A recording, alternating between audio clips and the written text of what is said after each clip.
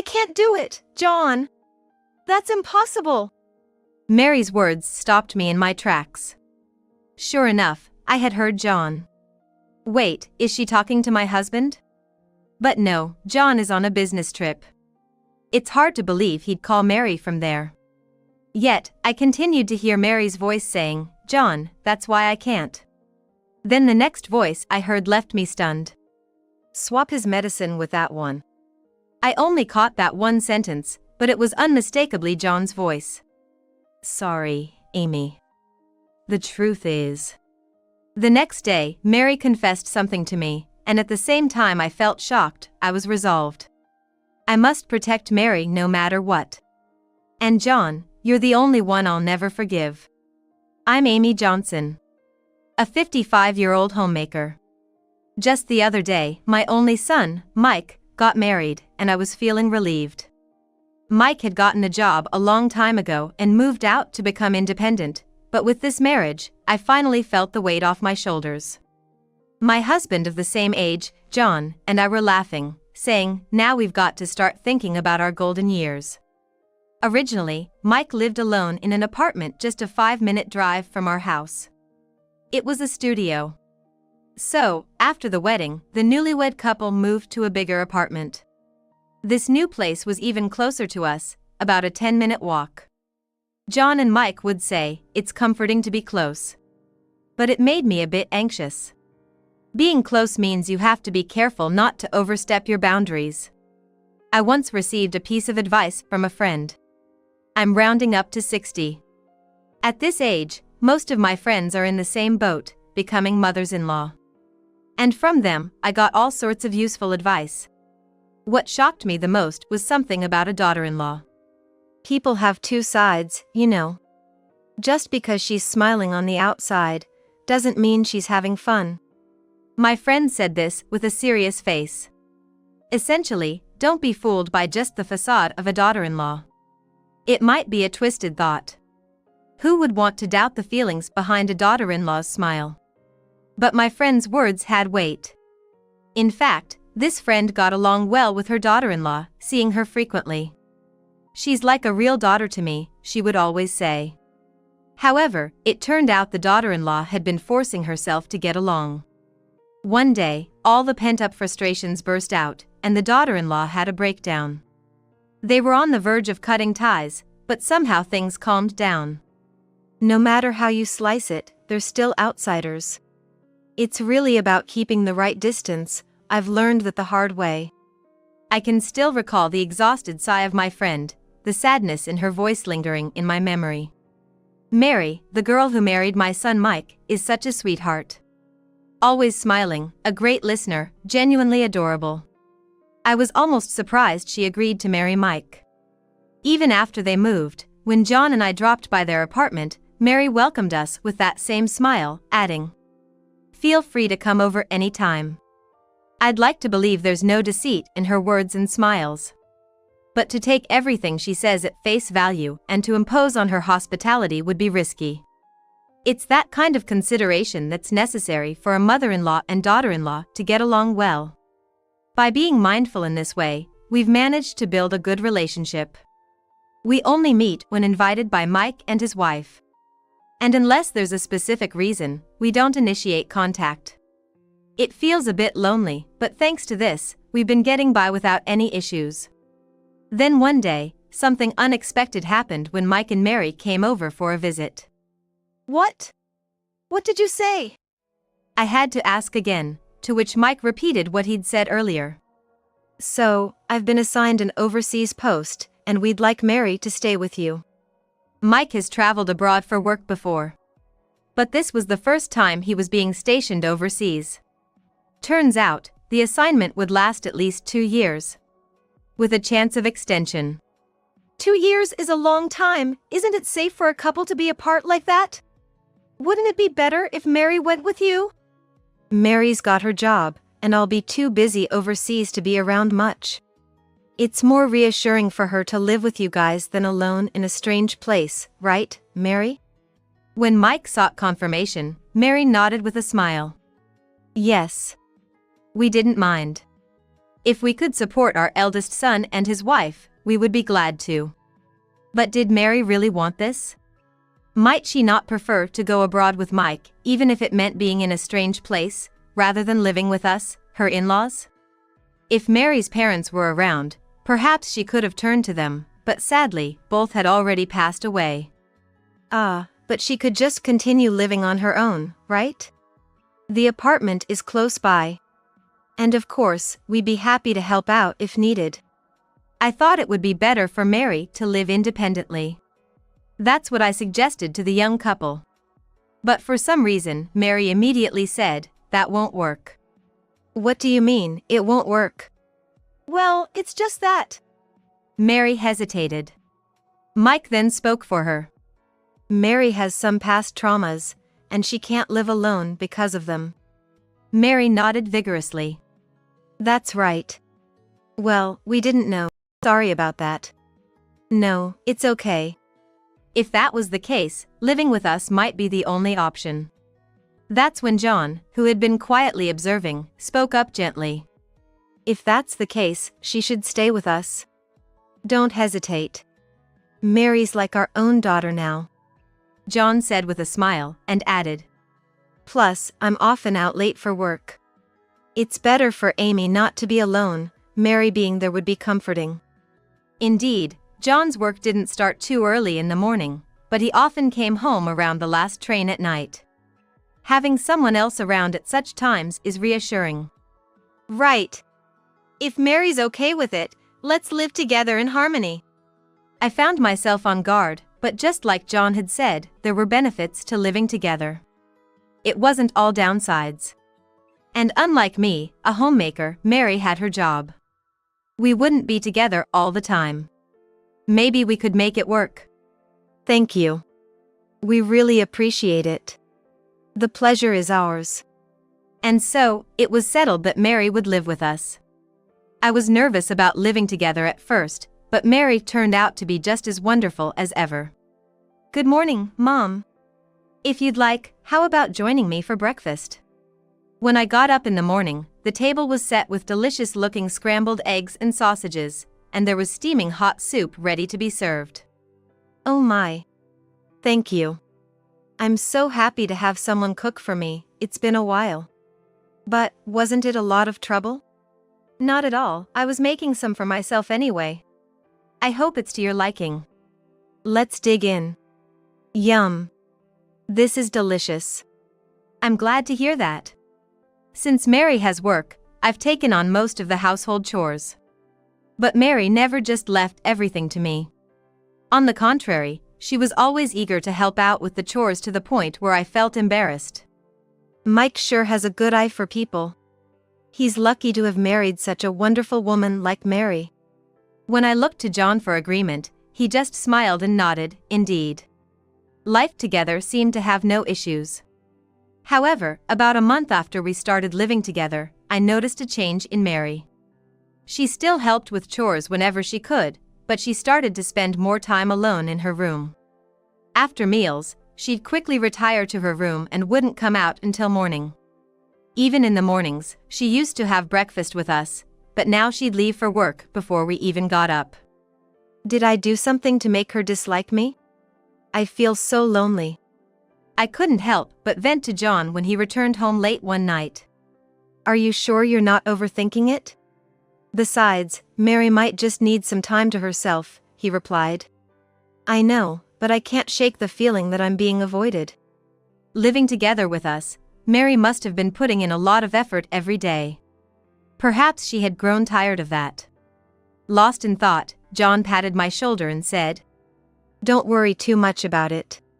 It's not good for your health. And don't you go collapsing again.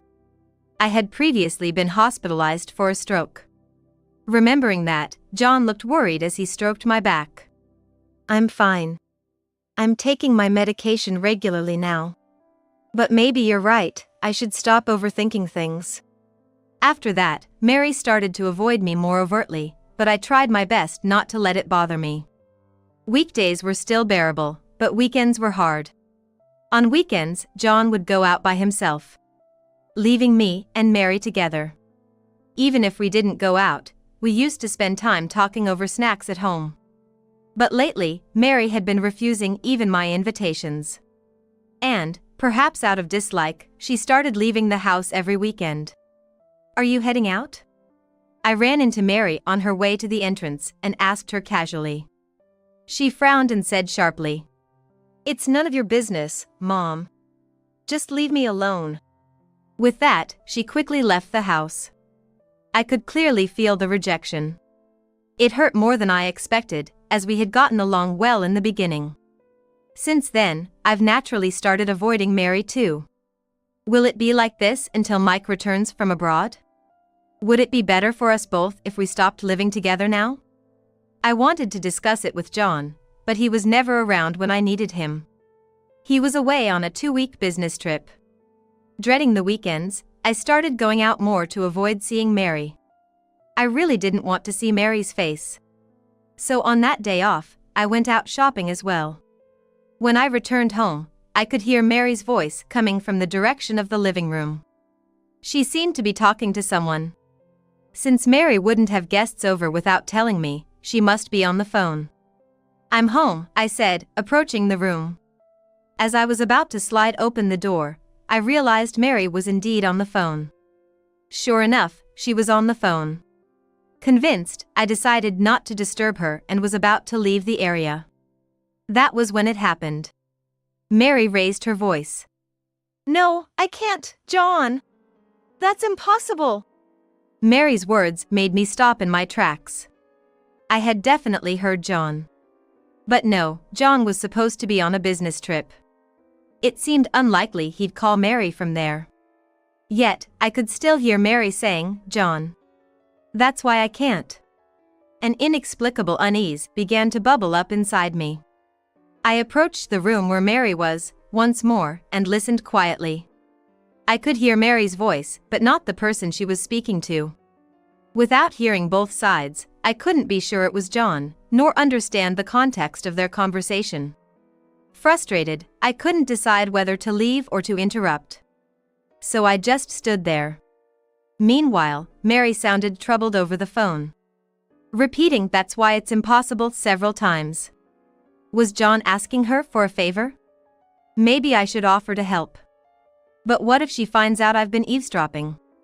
It could worsen the already strained relationship between Mary and me. The thought saddened me since things were already tense as they were. As I was lost in my thoughts, Mary let out a pained cry.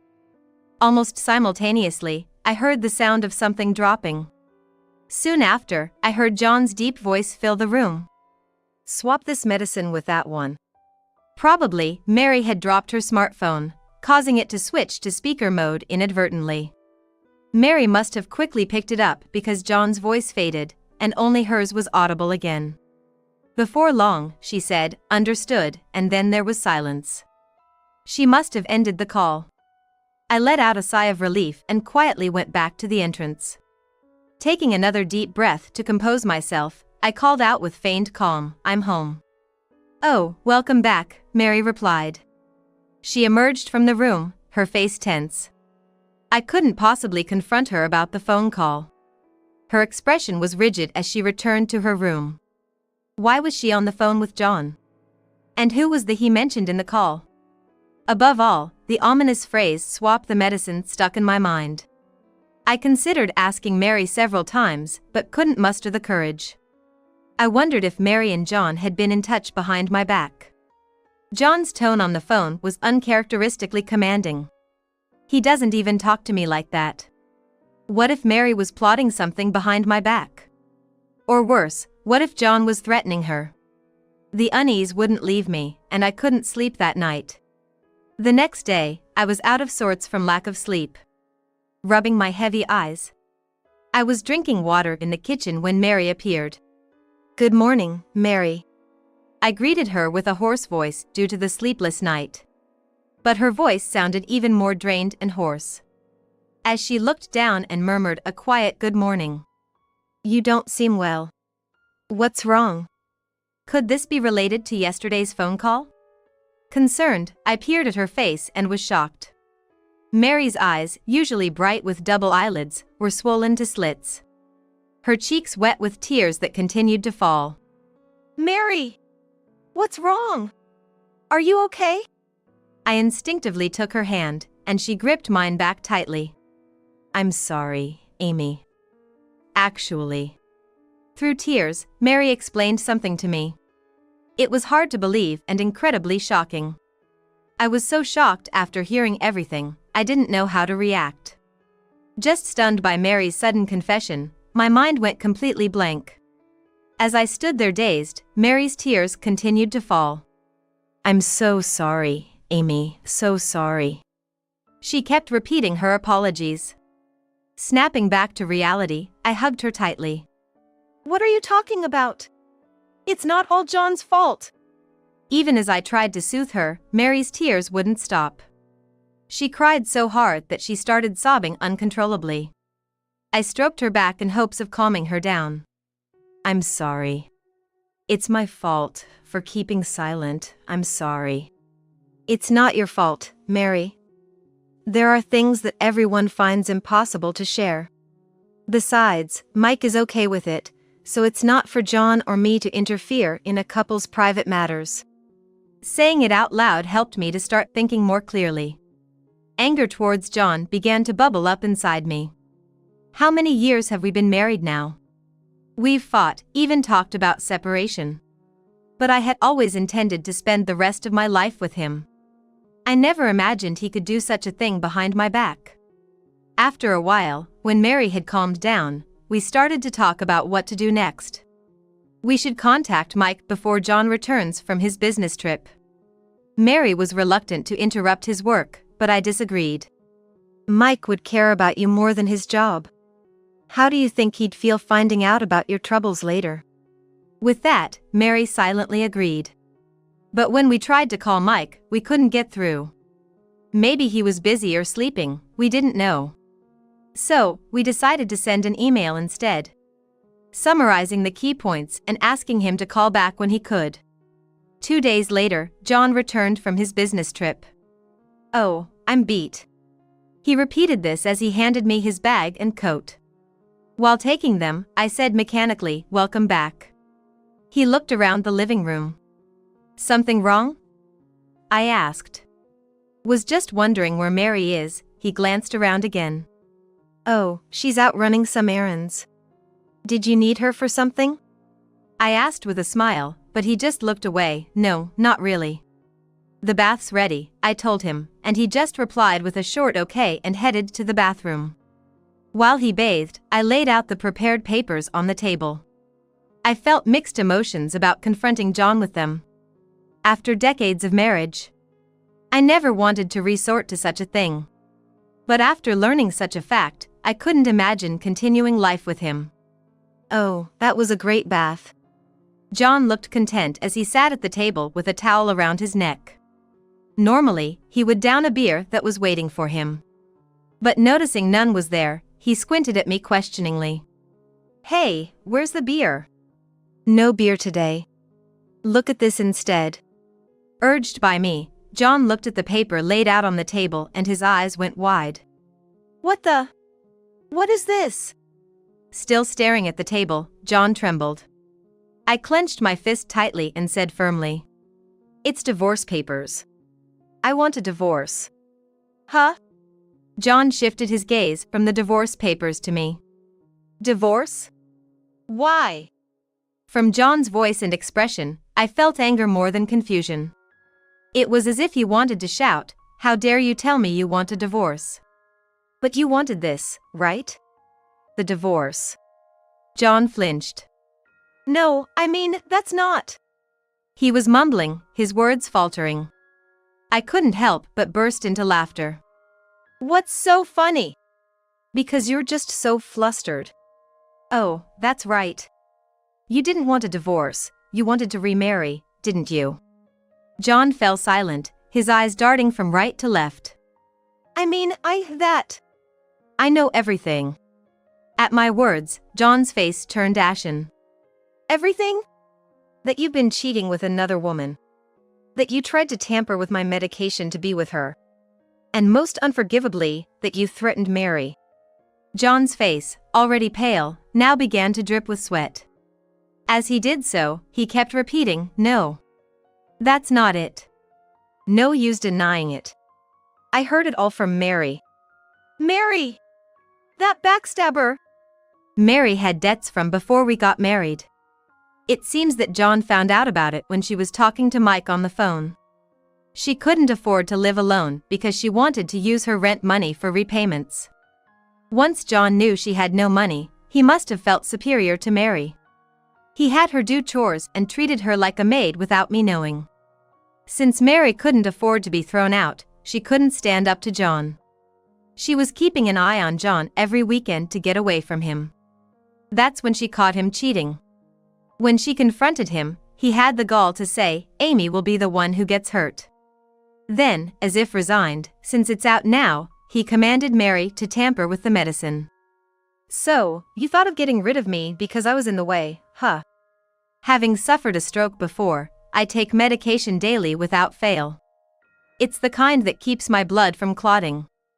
If I don't take it, I'm at high risk for clots, which could be life-threatening.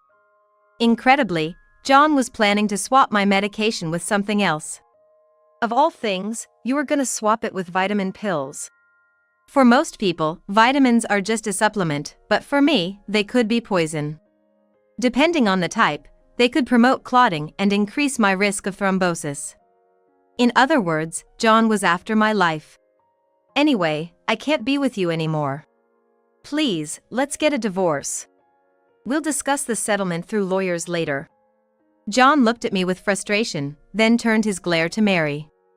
Mary, you would do this to me. You understand what you're in for. Mary looked scared for a moment, but when I took her hand, she glared back at him. I understand. I'm fine now. I have Amy. What did you say? Getting cocky, are we? John's eyes were bloodshot, and it looked like he might lunge at me any moment. But then, the next thing I knew, there was a racket at the front door, and Mike appeared, out of breath. Are you okay? Mike stood in front of John as if to shield Mary. Mike, why are you here? I got a call from Mom and rushed back from overseas.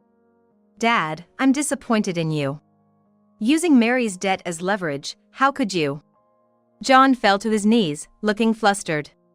At first, I just wanted to use her weakness to break things off. But then, I needed money. Either way, it's despicable. I don't want to see your face ever again. Get out, now. But, wait, Amy.